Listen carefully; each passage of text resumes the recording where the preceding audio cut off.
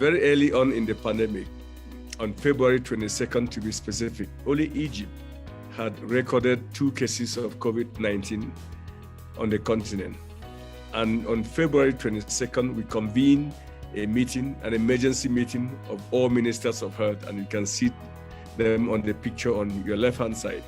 And clearly, the outcome of that meeting was that we agreed that we needed to have an African joint continental strategy to fight the outbreak. At that time, it was an outbreak. But we saw what was going on in India, in Europe, and we said Africa would not be spared. And it was a matter of time before the continent was hit by this pandemic. These are some of the questions that usually would be left open when we deal.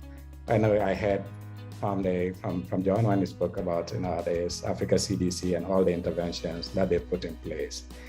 The other thing is how they view the lockdowns and how their governments have handled the pandemic itself. And do they trust the information that is coming out from government? And more importantly, if the vaccine was made available, will they take it?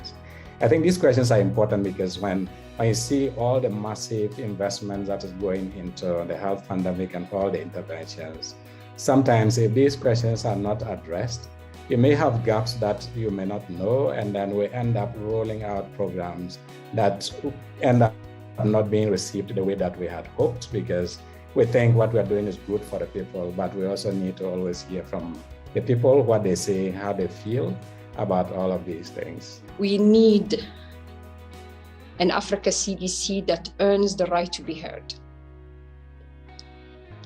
We need an Africa CDC that, because we are in the middle of the pandemic, that is sensitive to the sentiments of the private sector, for example. We need an Africa CDC that allows for crossing borders, that is more inclusive than the buzzwords I heard earlier. We have engaged them, and we couldn't get them to accept basic things. So we went completely independent.